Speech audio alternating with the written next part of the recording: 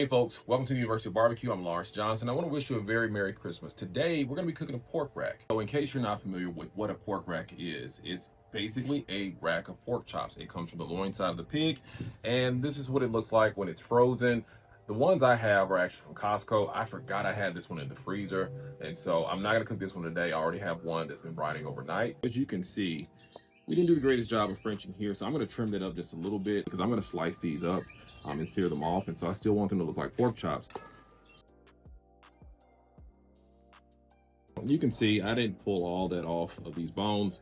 I don't really care about that because we're going to cut them into pork chops. Okay, so for seasoning, I've got my poultry and pork seasoning.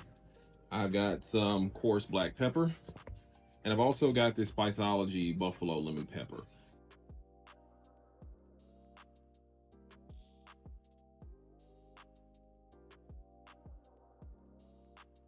Now we got a good amount on there. I'm gonna take this and spread it across the table to make sure I get plenty of seasoning all over this. And then I'll fix it up if I kind of mess up the way that seasoning looks. All right, so let's get this onto the pit box. So I've got my bones turned towards the fire because I want to make sure that everything gets cooked between those bones.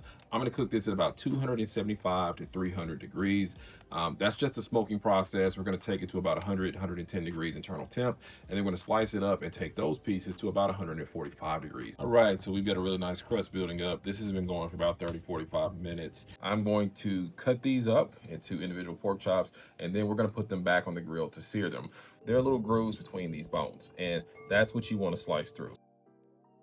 Okay, and when you get through there, it'll look like this. Now, again, this isn't done. We're only at 110 degrees here, so we're gonna sear this off to finish it up. Now for a little seasoning on the meat sides. That sear's really starting to come in. We're gonna flip these over, see what they look like on the other side. Our pork rack is done. Well, it's now pork chops because I split it up. This is what it looks like. Nice color, nice char marks. I thought I was gonna cut this up, but I think I'm just gonna take a bite. So, Merry Christmas.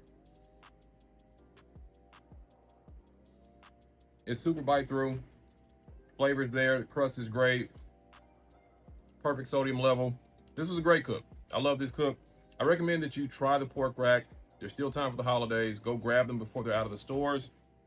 Just check it out. Great presentation on it, beautiful color, and it really didn't take long. I think this was about a 90-minute cook, so not a time consumer. All right, folks, I appreciate you joining me for this video. If this is a new cut to you, I encourage you to check it out. I think you'll really enjoy it. Go ahead and enjoy that holiday season with your family. Merry Christmas, happy holidays, happy New Year, all those great things. Until the next cook, love, peace, and barbecue.